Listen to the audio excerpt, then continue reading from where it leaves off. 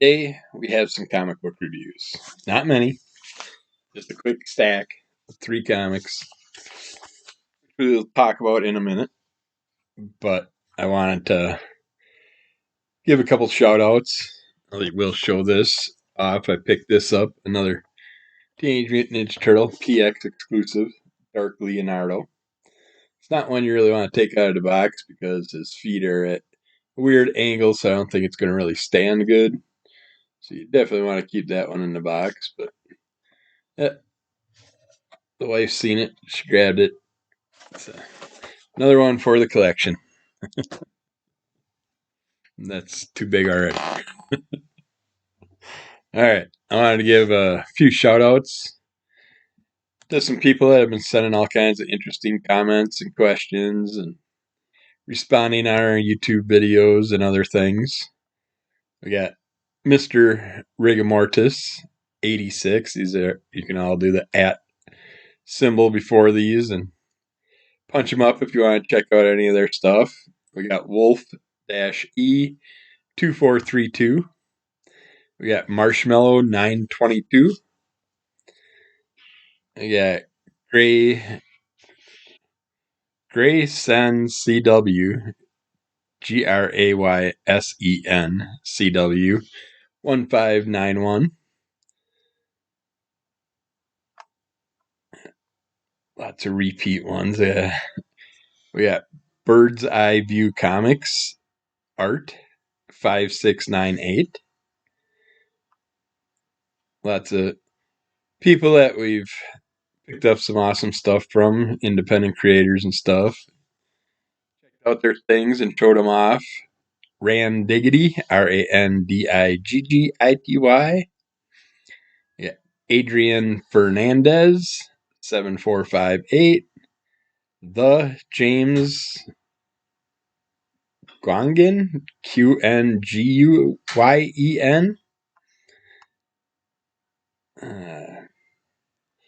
Happy Wolf Art 2897. That's Kevin Wolf. We did a review on some of his stuff that we got. And it was awesome. The artwork designed off some things that we mentioned. Dances with Koreans, Coreans. The Buzz Ever. Let's see here.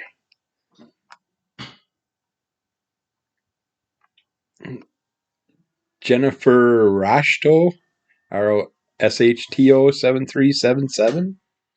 Robo 1979. And some of these are on like my multiple sclerosis stuff that I talk about too. So, Dismay Comics. Luke Melia 6766. The Grow Man. American Nature Comics. And some of these are creators, some of these are comic lovers, some follow my health stuff. Sean McGregor 3658. Alpi Mars, ALPIMARZI 5501. Fletch Keelman 2205. Marshmallow, I think I did Marshmallow 922.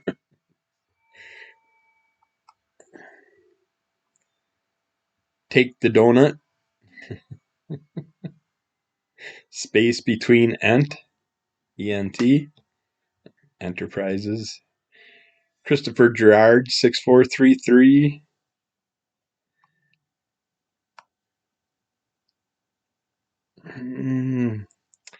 Greg Gallen Holcomb 8724. Marta Schoen. Sam W6344. I really don't know. ... 4399. Chris Oz Fulton 5885.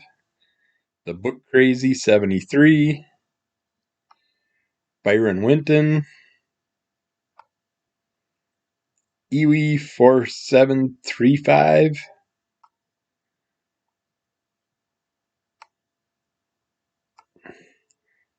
Lisa Painful the 7438. Oh yeah, Comics. Deathmark Designs. Gray Brodus 1847. Za Comet. Sela's Moniker 7322. Roland 8482. Derm Lover 1. J-EG8MD. Cursorod. Kurserod. Rob Potchek. Yeah, lots of great comments you can check out.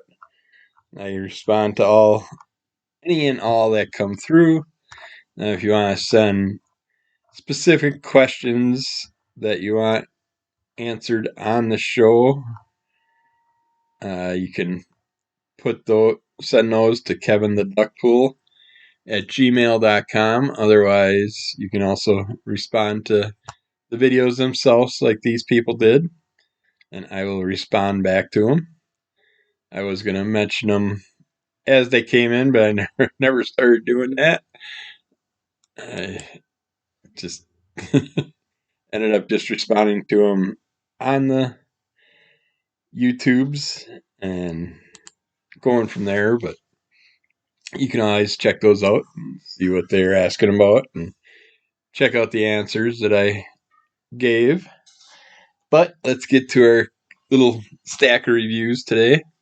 We got Batman Dylan Dog #1. This the wife picked out this last week, or the week before when we were at our friend's Flashpoint comic shop. And mentioned that I love the Dylan Dog character. We got a movie, I think it is, that we watched that I really liked, so I made her pick it up for us, and she bought it. And she showed me the DVD, and I'm like, it doesn't click, but I know if I watched it, I would. If you don't know, I have MS. My cognitive issues and stuff all stand to basically forget things and stuff like that as I'm talking about them. That's why I do these podcasts, to keep my brain at its peak. So it definitely has helped. If you ever followed me throughout the years, I have over 1,000 episodes of things out there between audio podcasts, videos, and all that stuff. So you can check those out. But yeah, you can definitely see the cognitive decline from the beginning to the cognitive getting better today. Well, maybe not today, but usually it has gotten better. And but a lot of times I'll forget characters' names and stuff and just space it out, even though I know the character very well and stuff like that. It's really annoying. Cognitive decline always sucks, but it's like even my first 2 audio podcasts I did, and I ended up talking about the same thing back to back, and my brain didn't realize it until I re-listened to them, and I've done it on other episodes too, but oh well, it happens. But I still try and get a good, halfway decent review out there for everybody. But Batman Dylan Dog, I love the character. I don't really get too deep on the character in this book. They're nice, thick books, for one. Uh, nice, thick story that you're getting out of here. Not sure how long the run's going, but I know there's at least 3 of them so far. So now I'm going to have to pick up the rest of them. This is done, obviously, by DC. I don't think it wasn't a black label, no. Issue #1 is called The Shadow of the Bat. Story and script by Roberto Resciano. Art by Gigi Cavanago, or Cavanaggio, and Werther Del Adera. Colorist Gigi Cavanago. Giovanni Nero was the colorist. Pat Brosseau letter, and then there's some covers and variant covers. Katie Kubert from DC Comics is the editor. But I like the art styles, your standard cartoon style artwork. Very well done. Got an interesting Groucho Marx character that hangs out with Dylan Dog. I don't really know what's going on with that character. I need to know more why he calls him Groucho. I mean, did he bring Groucho Marx back from the dead? I don't know. Is this just a person that likes to dress like uh, Groucho Marx? Not sure. But yeah, it's either way. I like the character. I like the way they played this out. We start out with a Joker storyline to start with, and it takes us into finding out that Dylan Dog and his cohorts are basically in some building strapped to tables, ready to be given some type of death serum or something like that. Not really sure what the serum overall was designed from or what the plan was from it, but Dylan Dog does this thing and they end up getting out of there. And at the same time, the Joker's dealing with Batman, and the Joker gets a message from a doctor he's known from, well, has done things for the Joker in the past, and wants Joker to come out to his sanctuary, his overseas to his area, and come out for something that he wants to talk to the Joker about, make Joker part of or whatever. So we get to see the Joker head overseas. Batman kind of does some things to figure out kind of what's up with the Joker and all that. He's after him. There's a connection between what's going on with Dylan Dog and Batman. So Batman tries to, well, first Bruce Wayne tries to talk Dylan Dog into helping him out, but Batman wants to do everything on his own. Just wants information. So Dylan Dog's like, well, screw that, and we either work together or not at all. And Batman's always got to be his little loner self. And, oh, that's Bruce Wayne doing that part. And then later on, Batman and Dylan Dog meet up, and they also go through the quandary of, I want information, I want help. Are you gonna help me out? Well, let's team up. Let's work together. No, I don't want to. Well, then I'm not gonna help you out, and all that stuff. But eventually, things work out in their own way, shape, or form. But the other cohort that Dylan Dog has that gets strapped up on the tables is Catwoman, and she's Selena Kyle at that time. And of course, Dylan Dog does not know who Catwoman is and does not know that she's Catwoman. Yet Killer Croc decides to go overseas with the Joker, so he's part of the whole storyline, which is awesome. I really like this. I was very pleased where this is going.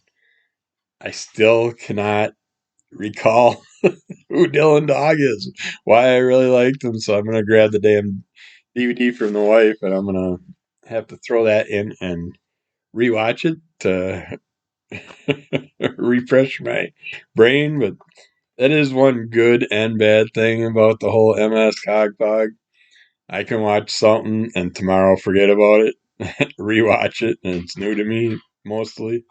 I mean, I'll recall parts and all that stuff, but it's why when I do a stack of comics that I had from the whole week prior, it's like sometimes I have to struggle to remember what the story was about. You'll see me sitting there, duh. So that's all part of that whole crapshoot, but I try my best. So trying to get some entertainment for you guys. That's why I need more subscribers, get more people, get their views, their point of views, and all that stuff from it. But yeah, this is a great collaboration of people, creators, and stuff.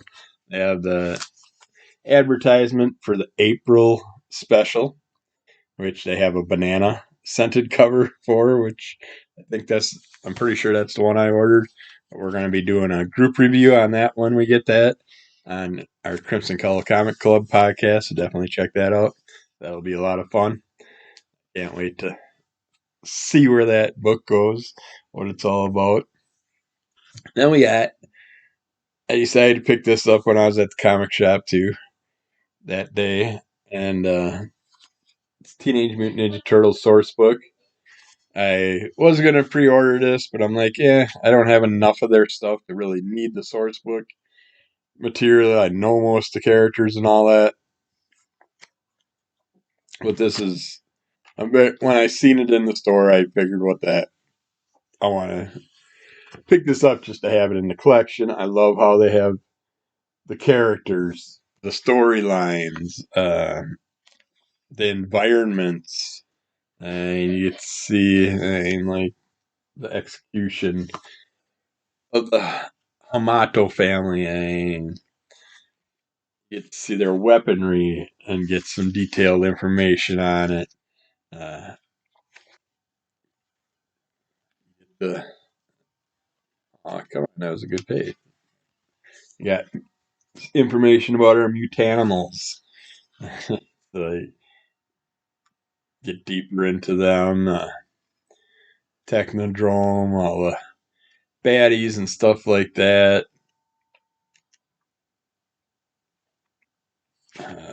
There was, of course, you never find stuff when you want it. Of course, the Triceratons, but they do go to. They show all the different places that the turtles lived and stuff like that, and their environments, and gave them stuff on more information on them. Two of my favorite baddies, Bebop and Rocksteady. I always love those characters. They got Teenage Mutant Ninja Turtles. I think it's black, white, and green coming out to follow those black, white, and red storylines that they've been doing with all the different comics. Some of them mixing them up a little bit with a different color, and they have an awesome Bebop and Rocksteady cover that I'll be getting that one for sure. I think it's cover B. But yeah, this was really nice. Awesome information. Tons of information. It's a nice thick one also. And of course, this is done by written by Patrick Ellers, designed by Sean Lee, and edited by Alonzo Simon. And they had two different covers for it. But this is the only one they had at the shop. Yeah, the other one is the one I would have probably grabbed if I seen that one, because you got turtles fighting over the last piece of pizza in the pizza box. And then in their dollar bin, another goofy comic that my wife's seen. This is The Adventures of the Mad Hunda Day. And this is a wraparound cover, so you can see all these interesting characters. They have different size faces, heads, all this different looks to them. This is done by Thaumaturge Productions. Thaumaturge. It's like thaw and then mature and then GE. I don't know. Not sure how that name came to be, but welcome to the very first issue of The Adventures of the Mad Hunda Day. This comic book has been over a year in the making. Yeah. It's just a big thank you on the inside cover about supporting, and a little information about Tim Bear, the creator, and stuff. But our Mad Hunda Day character, he is pissed because he's out and about, and he comes to play across the thing that says no shirt, no shoes, no shirt, no service. He's got big issues with shoes. He likes to walk around barefoot. And anytime he's around shoes, he just gets irritated and does not like to have. People are constantly buying him shoes, trying to get him to wear shoes. It's just like, leave me alone. I enjoy walking around barefoot. I loved running around barefoot when I was a kid, and stupidly, eventually, I started wearing shoes on a regular basis because you had to go to school and all that stuff. And my feet went from being possibly tough to go across gravel roads and climb rocks and all that stuff to the point where I couldn't even walk on pebbles and stuff without being in severe pain because my feet went from nicely calloused to getting all soft from being stuck in shoes. And that, but yet with my foot, which I didn't know about back in the day, and that made my foot feel way better when I was running around. Yeah, there's some characters that keep messing with the Mad Hunda Day Day character. We have this big headed balloon character that arrives from space. Balloon top float around, control him. He does start on fire as he's dropping into the atmosphere, but it doesn't affect his balloons and stuff like that. But he's got this ability to basically like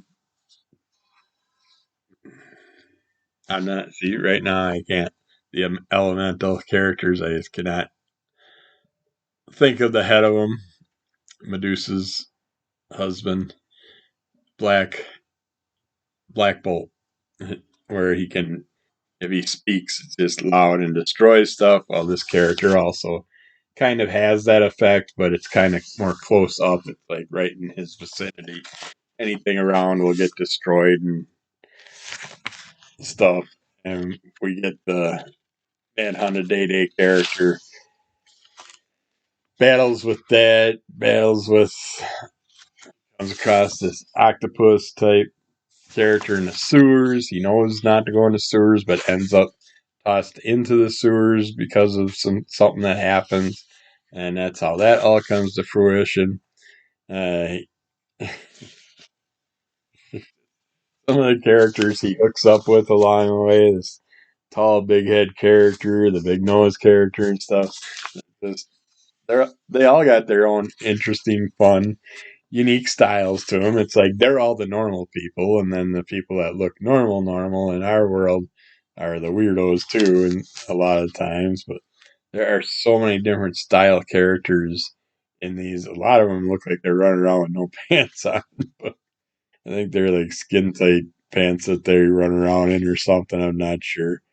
I mean, there's some animalistic things that kind of look like testicle noses coming off them. It's like dinosaurs with testicle heads. Not really sure what was up, but hey, it's a fun art style. It's fun to play with. But Mad Honda Day Day also comes up with another. Hooks up with another character that also has the ability to do certain vocal uh, vocal type superpower. So they bring him in to kind of counter the other one. Our Mad Honda Day Day character, he at one point just got fed up with everybody with the whole shoe thing and stuff, and went off to kind of like a monk style atmosphere, and in his teachings learned netting. So he learned this netting ability, and he uses that during his battles and stuff. But yeah, this is very interesting. I'd definitely read more if there were more out there. I have no idea. Again, found in the dollar bin so many times. That dollar bin is so much more interesting than all the stuff that's on the shelf. So don't pass it by. Dig through it, see what you come up with. You never know. You might find something that the cover catches your eye, and you take it home and you fall in love with it. So don't don't be dismissive and stuck with just a Marvel, a DC, an Image, whatever. company that you're only supporting, support them all, and especially support the independents. And these guys, a lot of them aren't in the books. A lot of them are just selling from their homes. So check that out, and we'll get back to you with more stuff soon. Keep following Under the Call of MS. Check out Crimson Call Comic Club and all those good things. But we will be back as soon as we can. Bye.